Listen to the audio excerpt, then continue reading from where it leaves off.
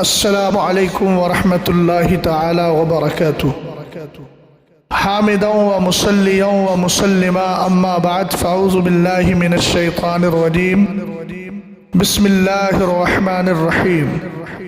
لقد من اللہ علی المؤمنین اذ بعث فیہم رسولا وفی مقام آخر ان الذین یبایعونک انما یبایعون اللہ ید اللہ فوق ایدیہم۔ صدق اللہ العظیم وصدق رسولہ النبی الامین الکریم۔ صلو علی الحبیب اللہ رب محمد صلی اللہ علیہ وسلم نحن عباد محمد صلی اللہ علیہ وسلم صلاۃ و سلام علیک یا رسول اللہ صلی اللہ تعالی علیہ وسلم۔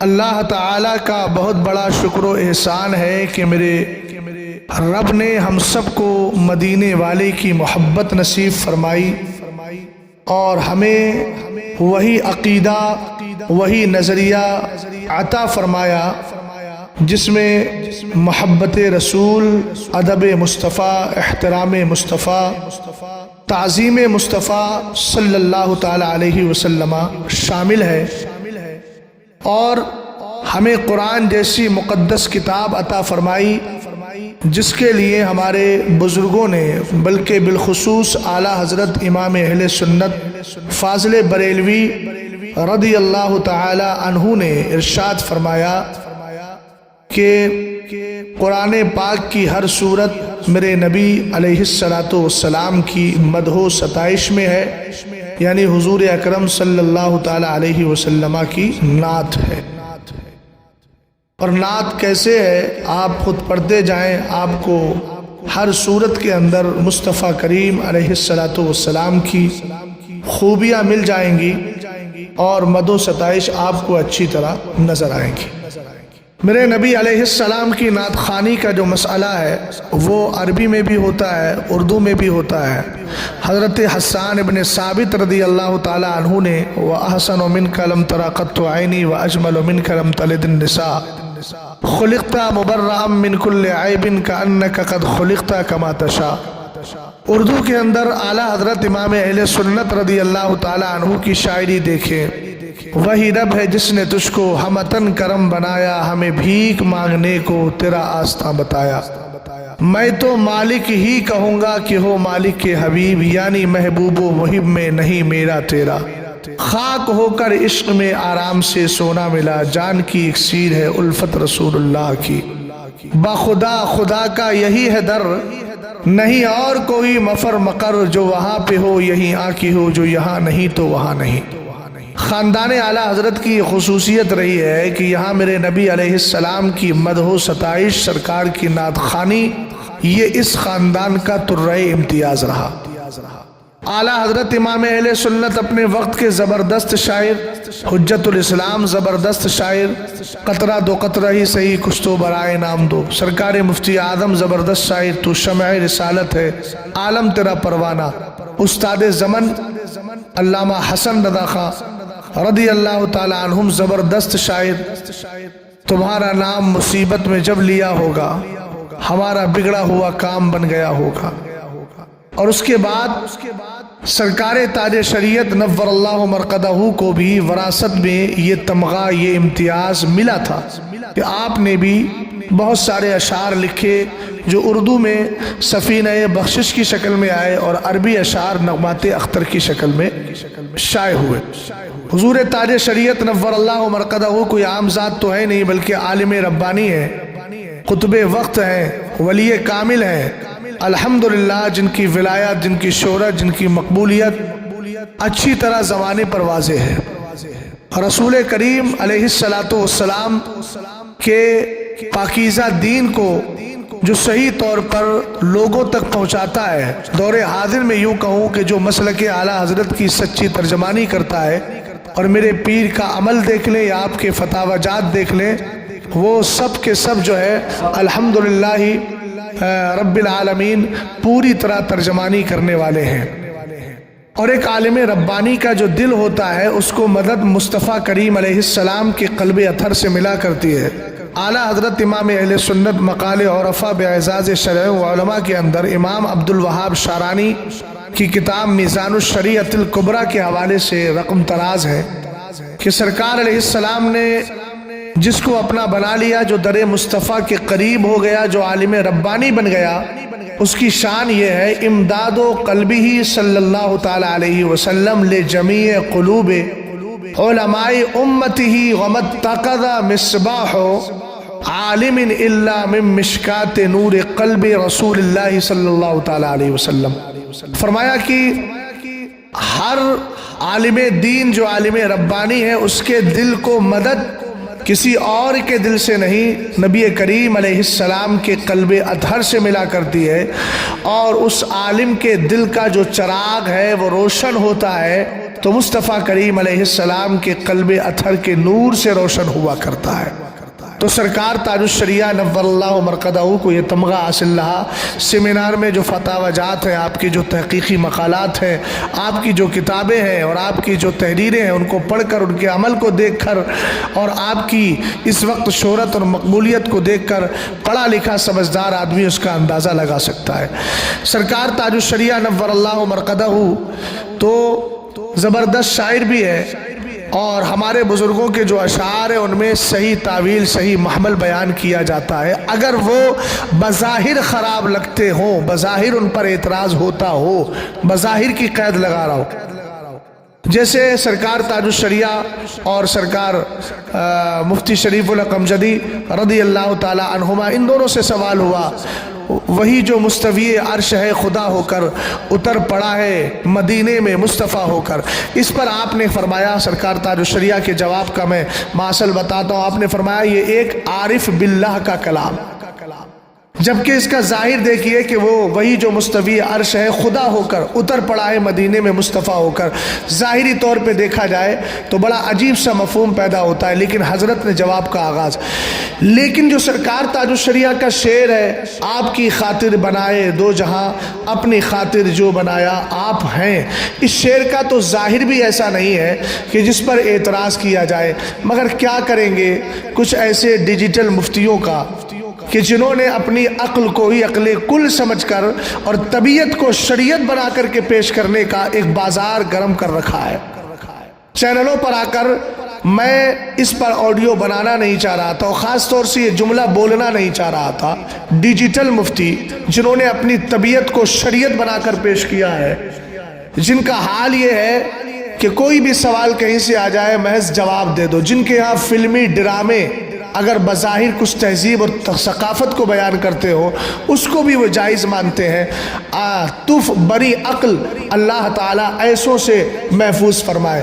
نام اگرچہ اکمل ہے لیکن کام ان کا کامل بھی نہیں ہے، بلکہ میں کہوں گا جو ان کے کام ہے وہ کامل چھوڑیے، ناقص ترین ہے، نقصان میں سے پر ہے۔ سوشل میڈیا کے ذریعے شہرت حاصل کر لینا اور سوشل میڈیا پر بیٹھ کر طبیعت کو شریعت بنا کے پیش کر دینا، یہ کامیابی نہیں ہے۔ اس کو علم تو کہہ سکتے ہیں، لیکن اس کو نور علم سے تعبیر نہیں کر سکتے۔ اور مجھے لگتا ہے کہ جناب کو شاید اس بات کا خیال ہو چلا ہے کہ اب میں درجہ اجتہاد پر فائز ہوں، میں کچھ بھی جواب دوں گا وہ بالکل عین شریعت کے مطابق ہوگا، حالانکہ یہ نادانی ہے، یہ الزام نہیں ہے، شاید کا لفظ میں نے سو بولا ہے، عمل حرکتیں ان کی یہ بتاتی ہیں۔ اب میں بتاتا ہوں کہ جناب نے نہ تو قرآن پڑھا نہ حدیث پاک پر غور کیا، بس کسی نے کہہ دیا اس کا ظاہر خراب ہے نہیں پڑھنا چاہیے، اس میں غرض الہی ثابت ہوتی ہے۔ ہمیں میاں ذرا ہوش کے ناخون لے لو، ہمارے دیہاتی زبان میں کہتے ہیں، وہ جملہ بولنا مناسب نہیں سمجھ رہا تھا لیکن میں کیفیت کو بتا رہا ہوں، میں الزام نہیں لگا رہا ہوں کہ آپ نے کوئی نشہ کیا ہے، حاشا وکلا، لیکن اس طرح کی حرکتیں وہی کرتے ہیں جو بھنگ پی کر کے جواب دینے کی بات کرتے ہیں۔ توجہ فرمائیے گا، رسول کریم علیہ السلام کی ذات سارے نبیوں سے افضل ہے۔ تلک الرسل فضلنا بعضهم علی بعض، خود قرآن پاک کی تفسیر متعدد تفسیر کو پڑھ لیں کہ اللہ تعالیٰ نے ان رسولوں میں سے ایک کو دوسرے پر درجوں بلندی اور ترقی عطا فرمائی ہے۔ رسول کریم علیہ السلام کی ذات خلق سے اولیاء، اولیاء سے رسول اور رسولوں سے اعلیٰ ہمارا نبی۔ یہاں اللہ تعالیٰ سورہ طٰہٰ کے اندر حضرت موسیٰ علیہ السلام سے فرما رہا ہے وَاصْطَنَعْتُكَ لِنَفْسِي، آپ کی خاطر بنائے دو جہاں، اپنی خاطر جو بنایا، اپنی خاطر، لفظ خاطر نے ان کے دل کو، ان کے خاطر کو ایسا بگاڑ دیا کہ وہ اب کسی کو اپنی خاطر میں لانے کے لیے تیار نہیں ہو رہے ہیں۔ اب مجھے یہ ڈیجیٹل مفتی جواب دے جنہوں نے قرآن پاک کی اس آیت پہ کبھی غور ہی نہیں کیا۔ اللہ تعالیٰ ارشاد فرماتا ہے وَاصْطَنَعْتُكَ لِنَفْسِي، حضرت موسیٰ علیہ السلام سے رب فرما رہا ہے اور میں نے تجھے خاص اپنے لیے بنایا۔ یہ میرا ترجمہ نہیں، ترجمہ کنز الایمان جو ہم سنیوں کی شان ہے، امام احمد رضا خان فاضل بریلوی رضی اللہ تعالیٰ عنہ کا، وہ ترجمہ کر رہے ہیں اور میں نے تجھے خاص اپنے لیے بنایا۔ تو لیے اور خاطر یہ دو لفظ ایسے ہوتے ہیں جس کو انگلش میں فور سے تعبیر کیا جاتا ہے، عربی میں اس کو جو ہے لام سببیت لکا اس سے تعبیر کر دیا جاتا ہے۔ اسی طریقے سے آپ فارسی زبان میں جائیں گے تو برائے سے تعبیر کیا جاتا ہے۔ اور ادھر دیکھیے یہاں پر جو فرمایا گیا وَاصْطَنَعْتُكَ لِنَفْسِي، کہ میں نے خاص تمہیں اپنے لیے بنایا۔ تو حضرت موسیٰ علیہ السلام سے رب قدیر ارشاد فرما رہا ہے کہ موسیٰ میں نے خاص تجھے اپنے لیے بنایا۔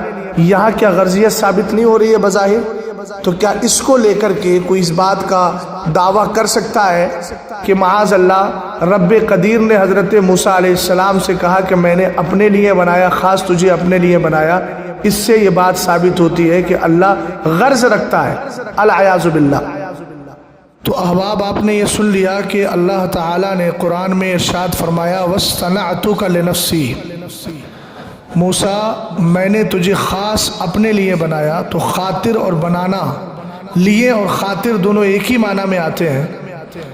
اب کوئی اس آیت کریمہ کو لے کر یہ اعتراض کرنا چاہے اور یہ مفہوم نکالنا چاہے کہ اس سے غرض الہی ثابت ہوتی ہے تو یہ محض اس کا پاگل پن اور دیوانگی اور جنون ہے۔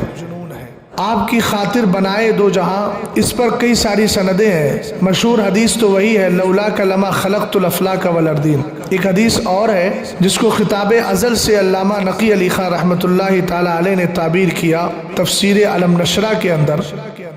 اللہ تعالیٰ نے اپنے محبوب صلی اللہ تعالی علیہ وسلم سے فرمایا من اجلی کا استغ البطحاء وارفع السماء وامرج الماء واجعل لك الثواب والعقاب والجنت والنار، محبوب میں نے تیری ہی خاطر یہ زمین کا فرش بچھایا ہے، آسمان کا شامیانہ لگایا ہے، دریا سمندر اور ندیوں میں پانی جاری کر رہا ہوں، اور تیرے وفاداروں کے لیے جنت بنائی ہے، غداروں کے لیے جہنم۔ تجھے اور تیرے امتیوں کو ثواب سے بہرور کروں گا، اور تیرے مخالفین اور جو تیرے دشمن ہیں ان سب کو سزا سے میں سزا دوں گا اور وہ سزا سے دوچار ہوں گے۔ تو یہاں سرکار علیہ السلام کی خاطر اللہ تعالیٰ نے ان ساری چیزوں کو بنایا۔ اب اللہ تعالیٰ خود فرما رہا ہے لولاکا لما خلقت الافلاک والارضین، یہ حدیث قدسی ہے، اور حدیث قدسی بھی رب ہی کا فرمان ہوتا۔ اگر تو نہ ہوتا تو میں کائنات کی کسی چیز کو پیدا نہ کرتا۔ اس کا مطلب یہ ہوا کہ اللہ تعالیٰ نے کائنات تو بنائی ہے مصطفیٰ کے لیے اور مصطفیٰ کو خاص اپنے لیے بنایا ہے۔ دوسری بات، علامہ حضرت سیدنا ابو داؤد سجستانی رضی اللہ تعالیٰ عنہ کی کتاب سنن ابی داؤد، اس کے حوالے سے اعلیٰ حضرت امام اہل سنت فاضل بریلوی رضی اللہ تعالیٰ عنہ نے اپنی کتاب الامن والولا لنایت المصطفیٰ بدافع البلا میں اس حدیث کو ذکر فرمایا۔ حضور اکرم صلی اللہ تعالیٰ علیہ وسلم ارشاد فرماتے لما فرغت مما امرنی بہ اللہ تبارک و تعالی من امر السماوات، جب میں معراج کی رات آسمانوں کی سیر سے فارغ ہوا فقلت یا ربی، تو میں نے اپنے رب کی بارگاہ میں عرض کی انہو لم یکن نبی قبلی الا وقد اکرمتا، اے اللہ مجھ سے پہلے جتنے نبی آئے تو نے سب کو الگ الگ خوبیوں سے بہرور فرمایا، الگ الگ خوبیاں عطا فرمائی۔ جعلت ابراہیم خلیلا وَكَلَّمْتَ مُوسَى تَكْلِيمًا وَسَخَّرْتَ لِدَاوُودَ الْجِبَالَ وَلِسُلَيْمَانَ الرِّيَاحَ وَالشَّيَاطِينَ وَأَحْيَيْتَ لِعِيسَى الْمَوْتَى فَمَا جَعَلْتَ لِي۔ اے اللہ، تو نے حضرت ابراہیم علیہ السلام کو خلیل بنایا، حضرت موسیٰ کو کلیم بنایا، اور حضرت داؤد کے لیے پہاڑوں کو تابع کر دیا، سلیمان علیہ السلام کے لیے تو نے ہواؤں کو اور شیاطین کو ان کے تابع کر دیا، اور حضرت عیسیٰ علیہ السلام کے لیے تو نے مردوں کو زندہ کیا۔ فما جعلتا لی، تو نے میری خاطر کیا کیا، میرے لیے کیا کیا؟ حالانکہ یہ سوال محبوب اور محب کا ہے، کسی اور کو حق نہیں ہے۔ تو اللہ تعالیٰ نے جلال نہیں فرمایا، بلکہ میرے محبوب علیہ السلام سے رب نے فرمایا اولیس اعطیتک افضل من ذلک کلہ، محبوب میں نے جو کچھ ان نبیوں کو عطا کیا ان سب سے بہتر تجھے عطا فرمایا۔ اور خاص وصف کیا ہے؟ فلا اذکر فی موضع حتی تذکر معی، اور تیرے ذکر کو میں نے اتنا بلند کر دیا ہے جہاں مجھے یاد کیا جائے گا وہاں تجھے بھی یاد کیا جائے گا۔ اسی طریقے سے ایک حدیث پاک ہے، رب فرماتا ہے کنت کنزا مخفیہ فاحببت ان اعرف فخلقت الخلق، میں تو چھپا ہوا خزانہ تھا، میں نے چاہا کہ لوگ مجھے پہچانے تو میں نے محبوب تجھے پیدا کیا۔ یہ ساری آیات، یہ ساری حدیثیں اور یہ آیت مبارکہ ہمیں اس بات کو بتاتی ہے کہ مرشد گرامی وقار سرکار تاج شریعت نور اللہ مرقدہ کا یہ شعر اپنی خاطر جو بنایا آپ ہیں، شعر کا مصرع ثانی بالکل صحیح ہے، اور وہ نادانی اور بے وقوفی کا مظاہرہ کر رہے ہیں جو اس شعر کو نہ سمجھ کر یا سمجھنے کے بعد تجاہل عارفانہ اور جان بوجھ کر ایسی عظیم شخصیت کی ذات پر حملہ کرتے ہوئے جو اس طرح کی بکواس کرتے ہیں وہ قابل تقلید نہیں ہے، ان کی بات پر قطعاً توجہ نہ دی جائے۔ یہ وہ لوگ ہیں جو ابھی طفل مکتب کی حیثیت نہیں رکھتے۔ اللہ کا بہت بڑا فضل و کرم ہے کہ جو دعویٰ میں کر رہا ہوں اس دعوے کو ثابت کرنے کی بھی میرے اندر طاقت ہے۔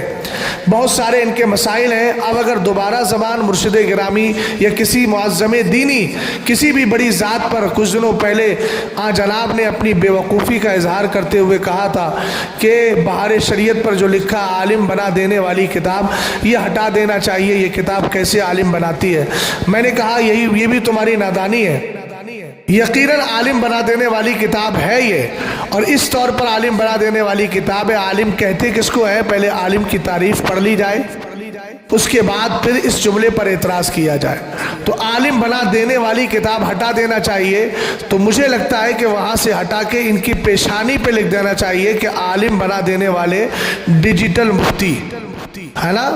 ان کے یہاں پر تو صدر الشریعہ علیہ الرحمہ کی کتاب عالم بنا دینے والی کتاب نہیں ہے، تو شاید یہ چاہتے ہیں کہ ان کی پیشانی پہ لکھ دیا جائے عالم بنا دینے والے ڈیجیٹل مفتی۔ اللہ تعالیٰ ایسے خام عقل، نادان اور ناپختہ علم والے مفتیوں سے ہم سب کو محفوظ و مامون فرمائے۔ میرے پیر سرکار تاج الشریعہ کا جو شعر ہے، آپ کی خاطر بنائے دو جہاں، اپنی خاطر جو بنایا آپ ہے، یہ بے غبار ہے اور بالکل صحیح ہے۔ عوام میں پڑھو، خواص میں پڑھو، کہیں کوئی اعتراض کرنے کی گنجائش نہیں ہے۔ جو اعتراض کرتا ہے وہ یقیناً اپنی لا علمی کا اظہار کرتا ہے۔ تیرے غلاموں کا نقش قدم ہے راہ خدا، وہ کیا بہک سکے جو یہ سراغ لے کے چلے۔ السلام علیکم ورحمۃ اللہ۔